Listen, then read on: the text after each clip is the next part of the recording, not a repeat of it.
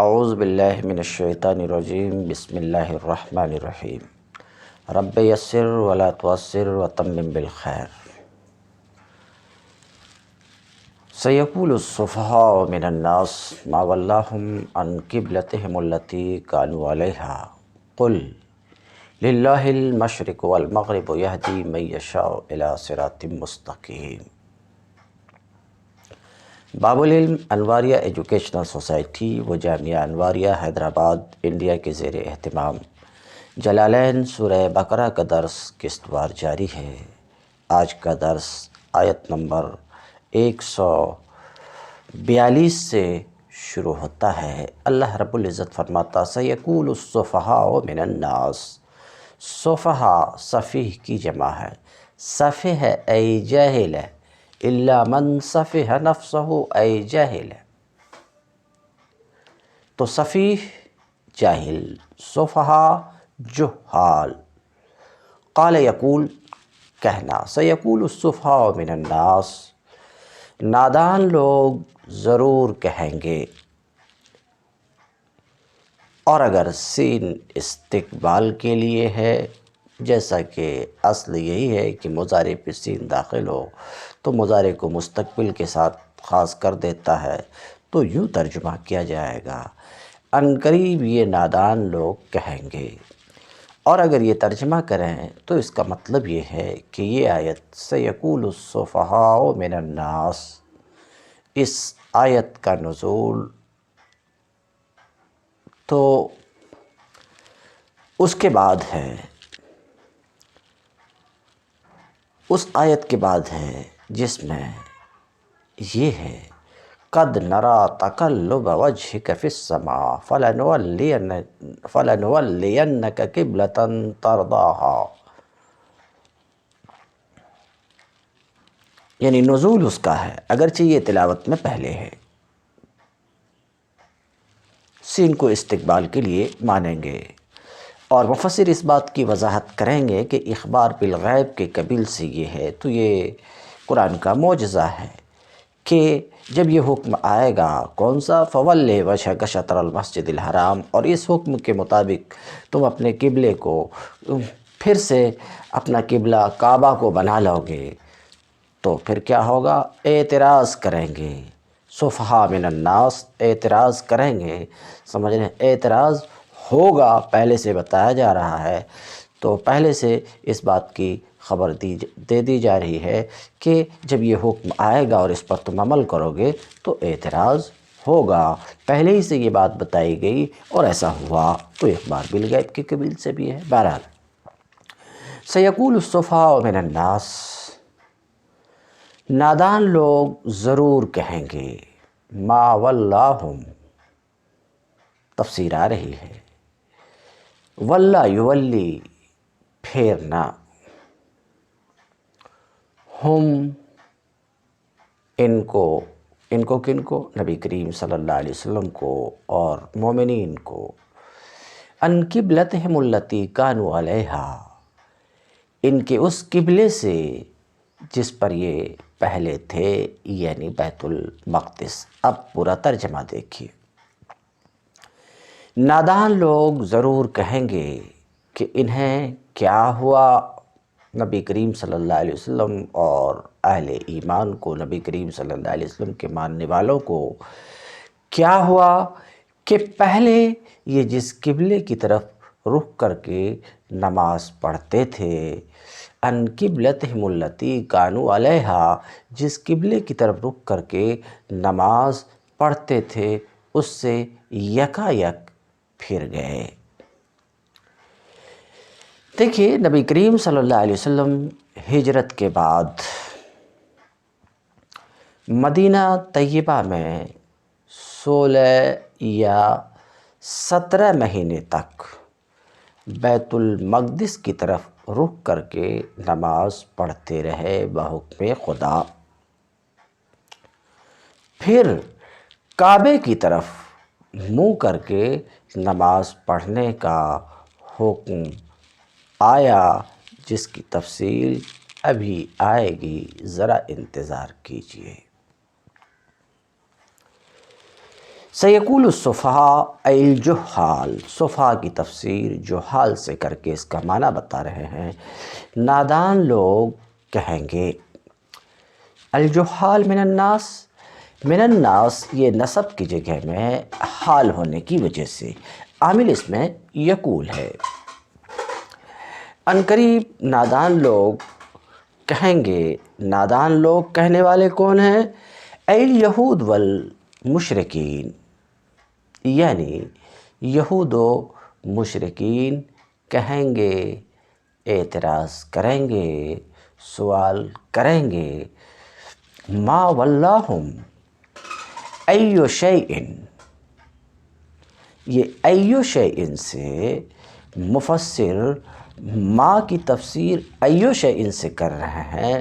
اس سے مفسر کی غرض اشارہ کرنا ہے اس بات کی طرف کہ ما واللہ میں ما استفہامیہ ہے، یعنی ما اس میں استفہام ہے اور واللہم اس کی خبر ہے، اور یہ جملہ اسمیہ انشائیہ ہے۔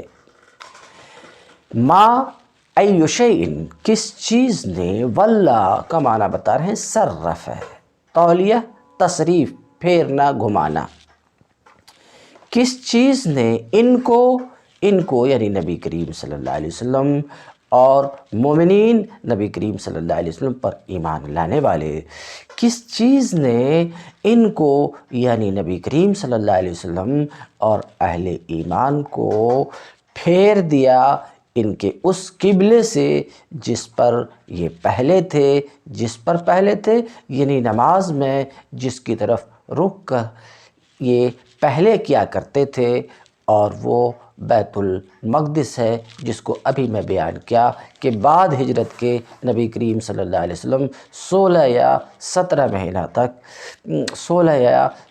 مہینہ تک بیت المقدس کو قبلہ بنا کر نماز ادا کرتے رہے۔ بات ختم ہوئی۔ والاتیان بالسین الدالہ علی الاستقبال، اور سین کے ساتھ لایا جانا ہے، یعنی سیقولو، سین کے ساتھ لایا جانا، سین جو استقبال پر دلالت کرتا ہے، یہ اخبار بالغیب کے قبیل سے ہے، تو یہ قرآن کا معجزہ ہے جس کی طرف میں اشارہ کر چکا۔ قل للہ المشرق والمغرب، اے نبی ان سے کہو مشرق و مغرب سب اللہ کے ہیں، یہدی من یشاء الی صراط مستقیم، اللہ جسے چاہتا ہے سیدھی راہ دکھا دیتا ہے، اللہ جسے چاہتا ہے سیدھی راہ دکھا دیتا ہے۔ یہ ان نادانوں یہود اور مشرکین کے اعتراض کا پہلا جواب ہے للہ المشرق والمغرب۔ ان کے دماغ تنگ تھے، نظر محدود تھی، سمت اور مقام کے بندے بنے ہوئے تھے۔ ان کا گمان یہ تھا کہ خدا کسی خاص سمت میں مقید ہے، اس لیے سب سے پہلے ان کے جاہلانہ اعتراض کی تردید میں یہی فرمایا گیا للہ المشرق والمغرب، مشرق و مغرب سب اللہ کے ہیں۔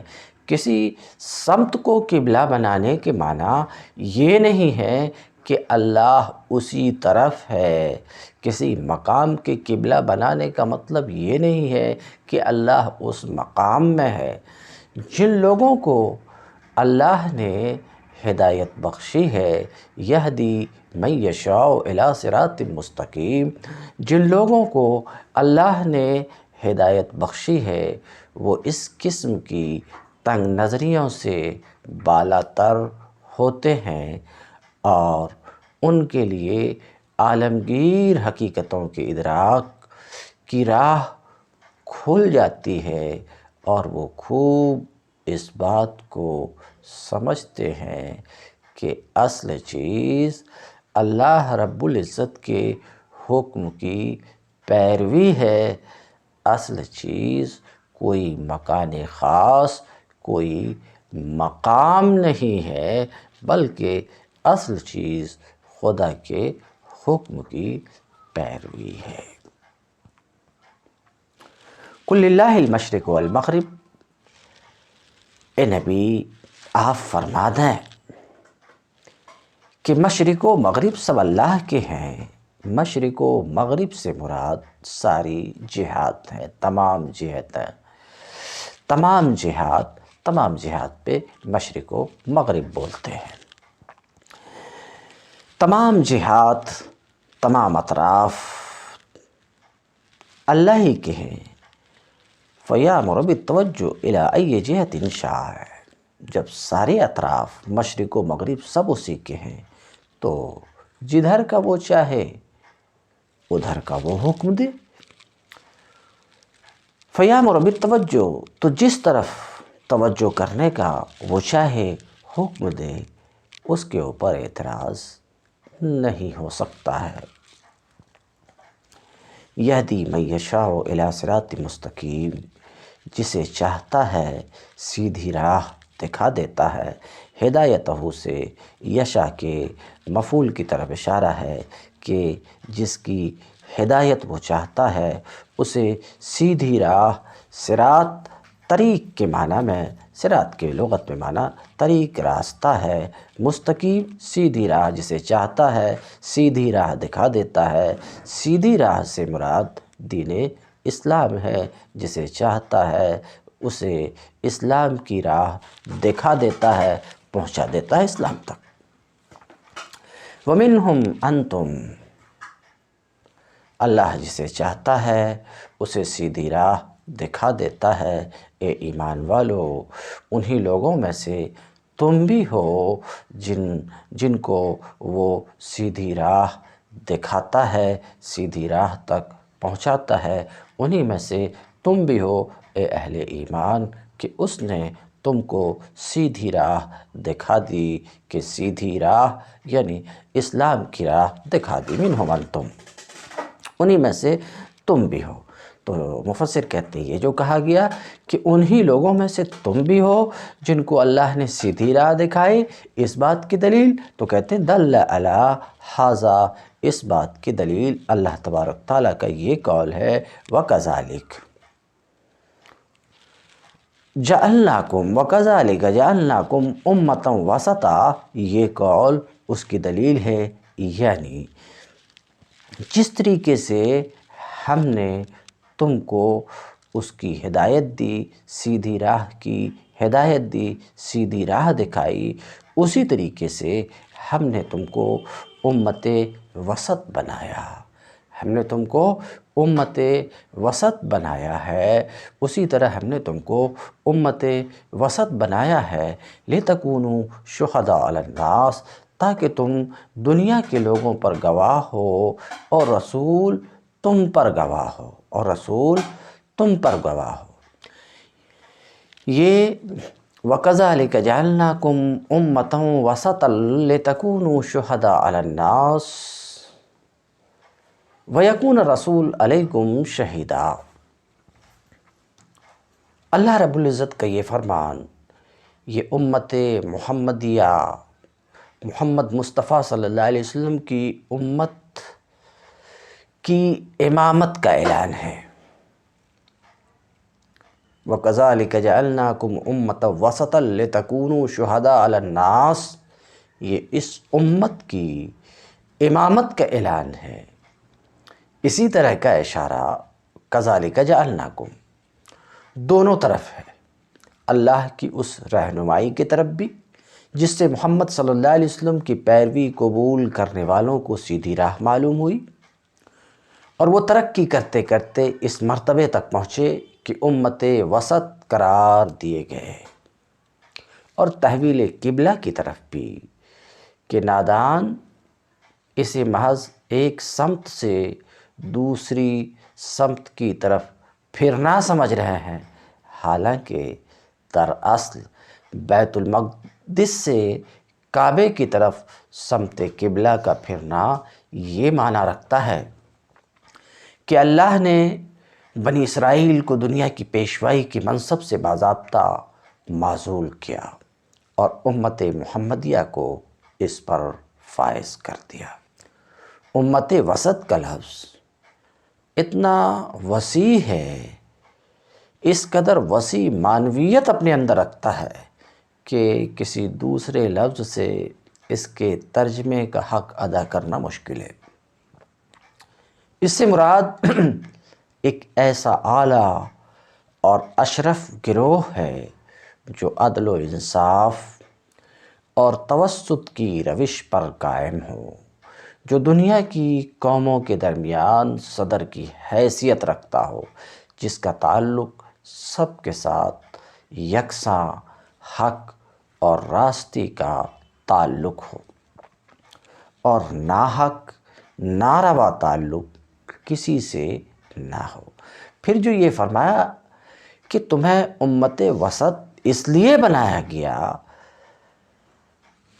تاکہ تم لوگوں پر گواہ ہو اور رسول تم پر گواہ ہو، تو اس سے مراد یہ ہے، اور ایک مراد مفسر کی طرف سے بھی بیان کی جائے گی کہ آخرت میں جب پوری نوع انسانی کا اکٹھا حساب لیا جائے گا، اس وقت رسول ہمارے ذمہ دار نمائندہ کی حیثیت سے تم پر گواہی دے گا کہ فکر صحیح اور عمل صالح اور نظام عدل کی جو تعلیم ہم نے اسے دی تھی، وہ اس نے تم کو بے کم و کاست پوری کی پوری پہنچا دی اور عملاً اس کے مطابق عمل کر کے دکھا دیا۔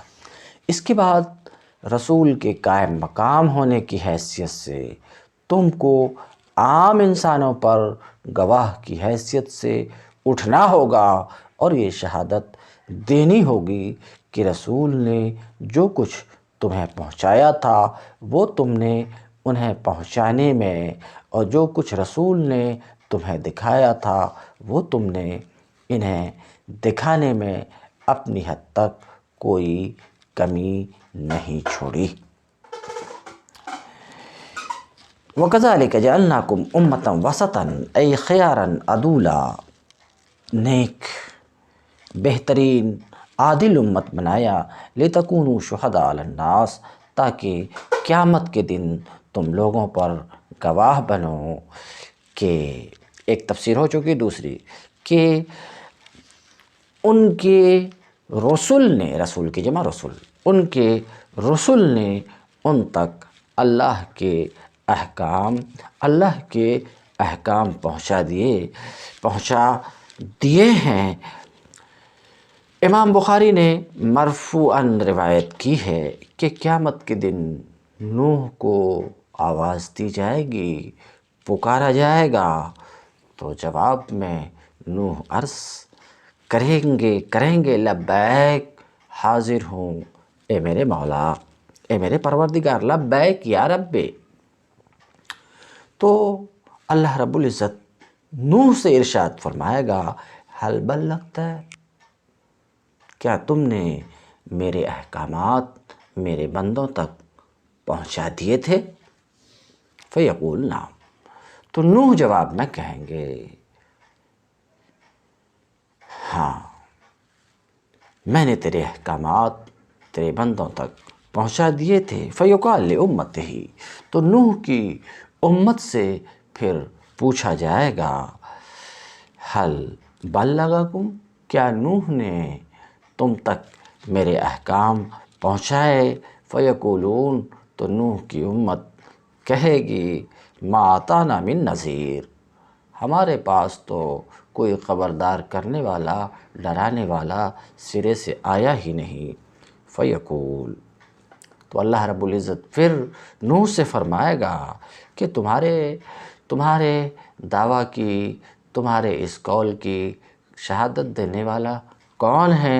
من یشہد لک، تمہارے حق میں شہادت کون دے گا؟ فیقول، تو نوح جواب دیں گے، یشہد لی محمد و امتہ، میرے حق میں محمد صلی اللہ علیہ وسلم گواہی دیں گے اور ان کی امت گواہی دے گی۔ چنانچہ فیشہدون، یہ سب لوگ ان کے حق میں، نوح کے حق میں گواہی دیں گے، انہو قد بلغ، کہ نوح نے مولا تیرے احکام تیری امت تک پہنچا دی، اور رسول تم پر گواہ ہوں گے کہ انہوں نے تم تک پہنچا دیا۔ وما جعلنا القبلۃ التی كنت علیہا الا لنعلم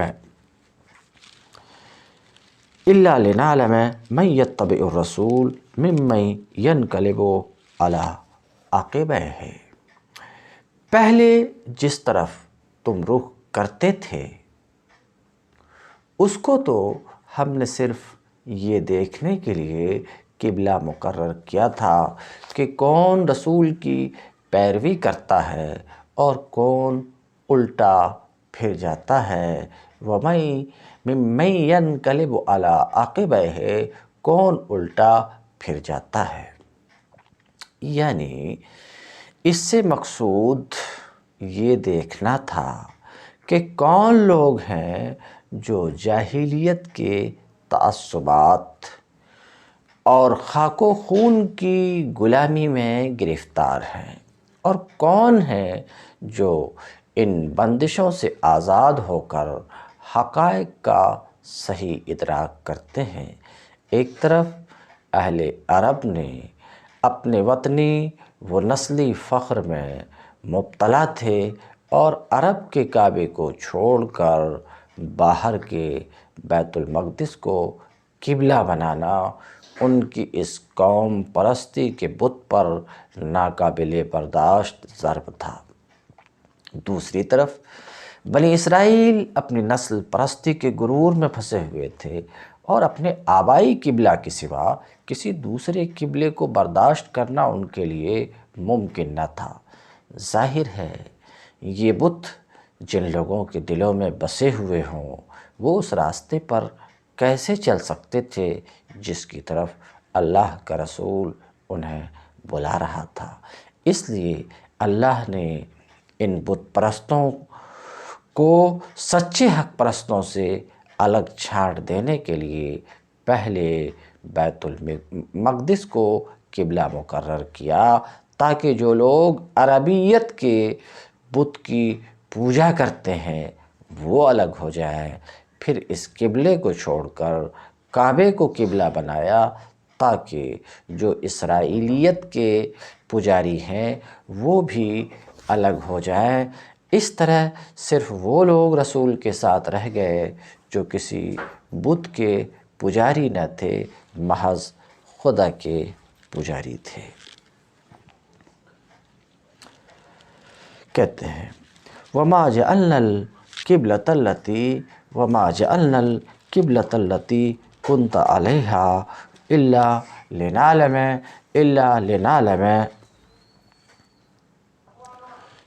لِنَعْلَمَ مَن يَتَّبِعُ الرَّسُولَ مِمَّن يَنْقَلِبُ عَلَىٰ عَقِبَیہِ۔ اس آیت میں گفتگو کرنے سے پہلے سب سے پہلے اس آیت میں آنے والے اس لفظ الَّتِی کُنْتَ عَلَیہا، وہ قبلہ جس پر پہلے آپ تھے، اس سے مراد کون سا قبلہ ہے؟ کعبہ ہے یا بیت المقدس ہے؟ اس بات کی وضاحت ہو جائے تو واضح ہے اس میں اختلاف ہے۔ حضرت عبداللہ ابن عباس رضی اللہ تعالی عنہ سے جو کچھ مروی اور منقول ہے وہ یہ ہے کہ الَّتِی کُنْتَ عَلَیہا سے مراد کعبہ ہے، اور دوسروں سے یہ منقول ہے کہ الَّتِی کُنْتَ عَلَیہا سے مراد بیت المقدس ہے، اور بیشتر علماء نے اسے پسند کیا ہے، ابن حجر عسقلانی وغیرہ نے اسے پسند کیا۔ اس بات کے واضح ہو جانے کے بعد کہ التی کنتا علیہا، وہ قبلہ جس پر آپ تھے، سے کیا مراد ہے، اس میں اختلاف ہے۔ حضرت عبداللہ ابن عباس کا قول یہ ہے کہ کعبہ مراد ہے، اور اسی تقدیر پر یہ تفسیر مصنف کر رہے ہیں، مگر دیگر علماء نے جیسا کہ وضاحت و صراحت کی ہے کہ اس سے مراد بیت المقدس ہے۔ میں جو پیچھے گفتگو کر چکا وہ اسی پر وہ گفتگو مبنی تھی کہ التی کنت علیہا سے مراد بیت المقدس ہے۔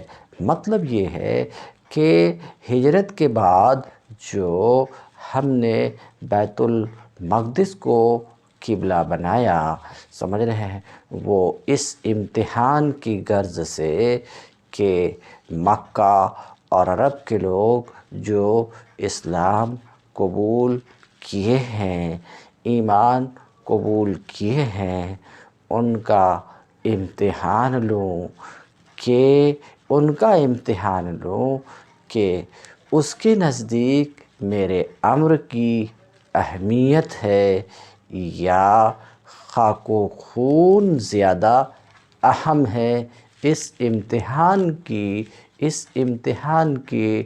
کے لیے ہم نے بعد ہجرت کے بیت المقدس کو قبلہ بنایا۔ یہ عام علماء کی تفسیر کے بنا پر، مگر یہاں جو مصنف تفسیر کر رہے ہیں وہ حضرت عبداللہ ابن عباس کی سے جو مروی ہے اس بنا پر، تو اب اسے ہم دیکھتے ہیں۔ وَمَا جَعَلْنَا أَيْ سَيَّرْنَا الْقِبْلَةَ لَكَ، یعنی اب ہم نے تمہارا قبلہ التی، اس جہت کو بنایا۔ اشارہ کرنا چاہ رہے ہیں کہ التی یہ صفت ہے، موصوف اس کا مقدر ہے جہت۔ اب ہم نے تمہارا قبلہ اس جہت کو بنایا جس پر پہلے تم تھے، یعنی کعبہ، یعنی اب سے ہم نے تمہارا قبلہ کعبہ کو بنا دیا۔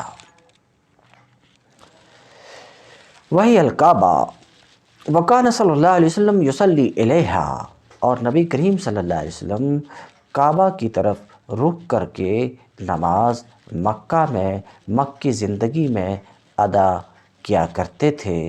مگر جب آپ صلی اللہ علیہ وسلم مکہ سے مدینہ کی طرف ہجرت کیے تو آپ صلی اللہ علیہ وسلم کو حکم دیا گیا کہ بیت المقدس کو قبلہ بنائیں تاکہ یہود مانوس ہوں اور اسلام قبول کریں۔ فصلی علیہ، چنانچہ اس حکم کے آنے کے بعد ہجرت کے نبی کریم صلی اللہ علیہ وسلم 16 یا 17 مہینے تک بیت المقدس کی طرف رخ کر کے نماز ادا کرتے رہے۔ ثم حُوِّلَ، پھر یہ قبلہ چینج کیا گیا۔ اِلَّا لِنَعْلَمَ، مفسر کی تفسیر کے بنا پر گفتگو تھی، اور ہم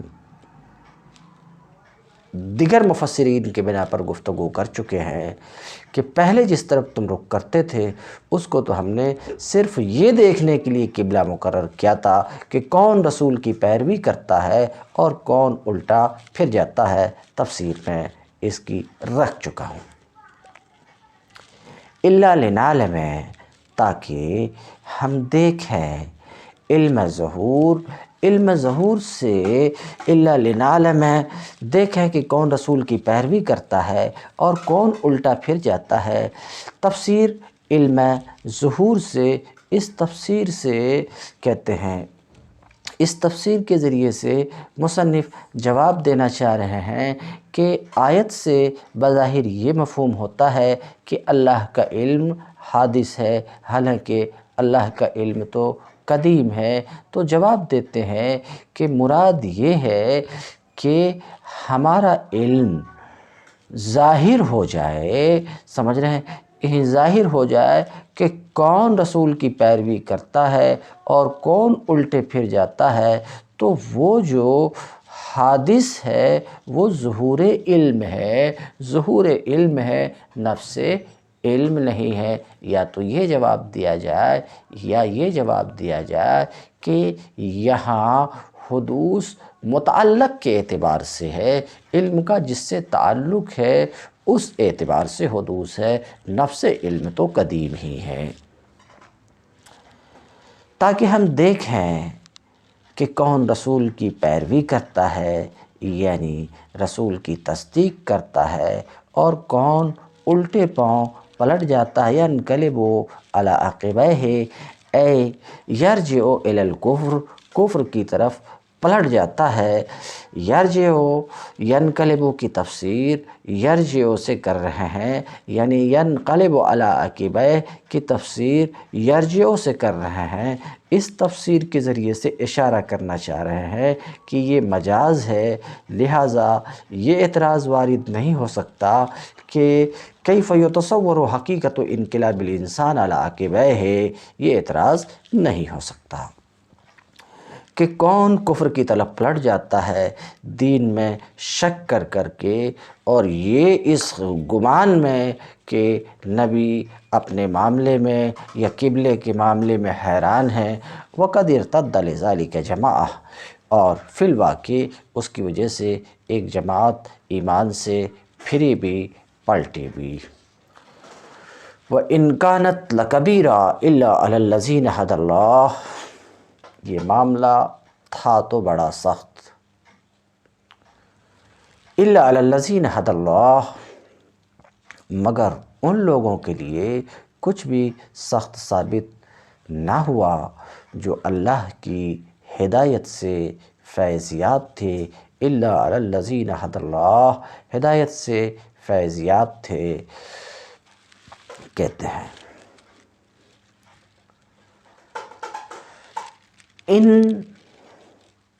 کانت مخففہ، یہ جو تفسیر آ رہی ہے اس تفسیر سے بتانا چاہ رہے ہیں مفسر کہ ان یہاں پر نافیہ نہیں ہے، بلکہ ان یہاں تحقیق کے لیے ہے، اور یہ مخففہ من المثقلہ ہے، اور دونوں کے درمیان لفظی فرق یہ ہے کہ ان مخففہ من المثقلہ کی خبر پر لام آیا کرتا ہے، جو یہاں پر ہے لکبیرہ میں، برخلاف ان نافیہ کہ اس کی خبر پہ الا آتا ہے، جو یہاں نہیں ہے۔ تو یہاں ان مخففہ من المثقلہ ہے اور اس کا اسم محذوف ہے، یعنی ہا، انہا و انہا کانت لکبیرہ، یہ معاملہ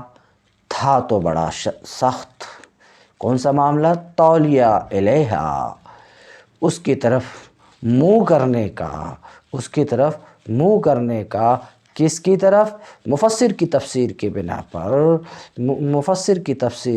پر یہ معاملہ تھا تو بڑا مشکل، کس کی طرف منہ کرنے کا؟ بیت المقدس کی طرف منہ کر کے نماز پڑھنے کا معاملہ تھا تو بڑا مشکل، علی الناس، لوگوں پر، الا علی الذین ھدی اللہ، مگر ان لوگوں پر، ان لوگوں کے لیے کچھ بھی سخت ثابت نہ ہوا جو اللہ کی ہدایت سے فیض یاب تھے۔ وما کان اللہ لیضیع ایمانکم، اللہ تمہارے اس ایمان کو ہرگز ضائع نہ کرے گا، ان اللہ بالناس لرؤوف الرحیم، یقین جانو کہ وہ لوگوں کے حق میں نہایت شفیق رحیم ہے۔ ما کان اللہ لیضیع ایمانکم اے صلاتکم، ایمان کی تفسیر صلاۃ سے کر رہے ہیں، اشارہ کرنا چاہ رہے ہیں ایک وہم کے ازالہ کی طرف کہ من انہ لم کہ مصنف نے ایمان کی تفسیر صلاۃ سے کی اور حقیقت سے عدول کی۔ اس کی تفصیل یہ ہے کہ حیی بن اخطب اور اس کے یہودی ساتھیوں نے مسلمانوں سے کہا کہ اب تو تم قبلہ چینج کر لیے ہو تو پہلے بیت المقدس کی طرف رخ کر کے جو نماز تم ادا کیے، اے مسلمانوں بتاؤ کہ وہ نماز ہدایت پر تھی؟ اگر ہدایت پر تھی تو تم ہدایت سے پھر گئے، یا گمراہی پر تھی؟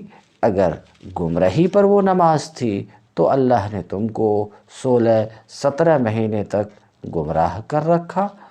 تو بتاؤ، جو اس گمراہی پر مرے، جو بیت المقدس پر نماز ادا کرتے ہوئے تم میں سے مرے، تو وہ تو گمراہی پر مر گئے۔ تو اس کے جواب میں مسلمانوں نے کہا کہ ہدایت دراصل حکم خدا کو بجا لانے کا نام ہے، اور گمراہی دراصل اللہ نے جس سے منع کیا ہے اس میں گرفتار ہونے کا نام ہے۔ تو اس پر ان یہودیوں نے کہا کہ اس بات کی دلیل کیا ہے؟ تو مسلمانوں نے نبی کریم صلی اللہ علیہ وسلم سے دریافت کیا اور عرض کیا، یا رسول اللہ، اب اللہ نے آپ کو ملت ابراہیم کعبے کی طرف پھیر دیا ہے، تو پھر ہمارے ان بھائیوں کا کیا کچھ بنے گا جو بیت المقدس کی طرف نماز پڑھتے ہوئے گزر گئے؟ تو اللہ رب العزت نے یہ آیت نازل کی، وَمَا كَانَ اللَّهُ لِيُضِيعَ إِيمَانَكُمْ أَيْ صَلَاتَكُمْ إِلَىٰ بَيْتِ الْمَقْدِسِ۔ اللہ کا یہ کام نہیں ہے کہ بیت المقدس کی طرف تمہاری پڑھی ہوئی نماز کو ضائع کر دے، بلکہ تم کو اس پر بھی ثواب عطا فرمائے گا۔ لِأَنَّ سَبَبَ نُزُولِهَا، یعنی یہ دلیل ہے اس بات کی کہ مفسر نے ایمان کی تفسیر صلاۃ سے کی۔ ایمان کی تفسیر صلاۃ سے کیسے درست ہے؟ تو اسی کی دلیل کے طور پہ کہہ رہے ہیں کہ اس لیے کہ اس آیت کی نزول کا سبب سوال ہے ان لوگوں کے بارے میں جو تحویل قبلہ سے پہلے گزر گئے۔ ان اللہ بالناس لرؤوف الرحیم، یقیناً اللہ لوگوں پر یعنی مومنین پر لرؤوف انتہائی شفیق مہربان ہے۔ کس سلسلے میں؟ ان کے عمل کے ضائع نہ کرنے کے سلسلے میں۔ والرافہ شدت الرحمہ، اور رافہ کسے کہتے ہیں؟ شدت رحمہ کو، یعنی انتہائی مہربان، اور رحیم مہربان۔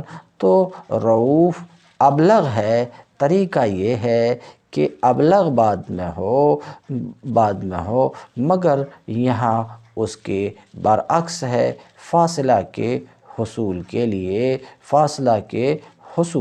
کہتے ہیں والرافہ شدت الرحمہ، وقدم الابلغ، ابلغ کو مقدم کیا گیا، یعنی رؤوف کو مقدم کیا گیا رحیم پر، فاصلہ کے حصول کے لیے، فاصلہ جو شعر کی زبان میں قافیہ ہے۔ قد تم درس، وآخر دعوانا ان الحمد للہ رب العالمین۔